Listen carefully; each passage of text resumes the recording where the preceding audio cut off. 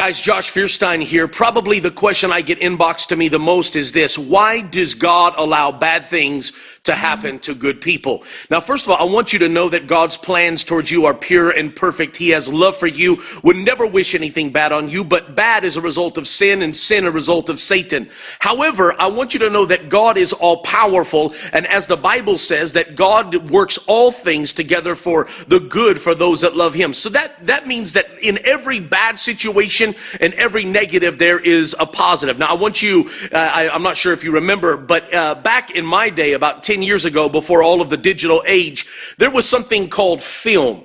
And this was in the back of cameras. And these things right here are called negatives. Now, hiding within this negative, this dark, dreary, brown strip of paper, there are beautiful pictures. In fact, my baby pictures.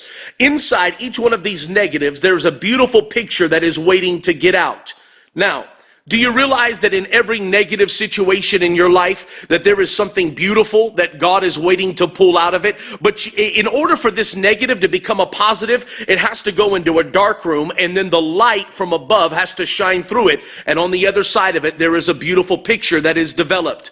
I actually have a friend who owns a large IT company now. And I remember talking to him one day, and I asked him, I said, how is it that you got into computers? Where was your passion? He said, one day my computer broke and I took it to Best Buy and these other places and they couldn't fix it. They just told me to buy a new one. He said, I got so mad at this computer that I ripped it apart. He said, and then I went and I fixed it myself. I figured it out. And out of that was born a passion for computers that now has led him to own one of the largest IT companies in all of California. Why do I say that? Because if it would never been for his computer breaking, which would have been a negative, then he would have never torn it apart and never figured out how to do it and never formed the IT company, which is now making him millions of dollars. So I want you to think about that. You know, and in fact, I'm looking back at the story of Joseph and remembering that. Here is a young man that was beat up by his brothers. He was left for dead, sold into slavery, goes into Potiphar's house. He's accused of sexual harassment when he did nothing but good.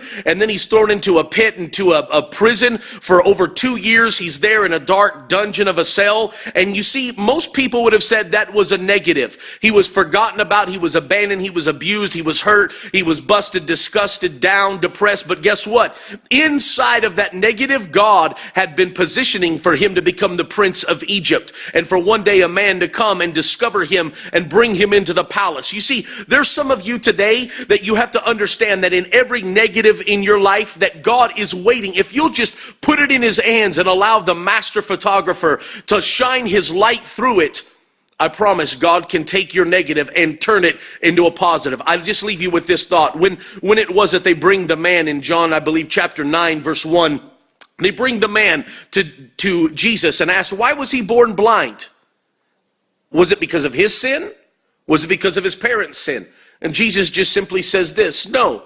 He said it was that the works of God may be made manifest through him, and he heals the man of blindness. I promise right now there's something in your life that you're looking at and you're saying, but I'm a good person. Why?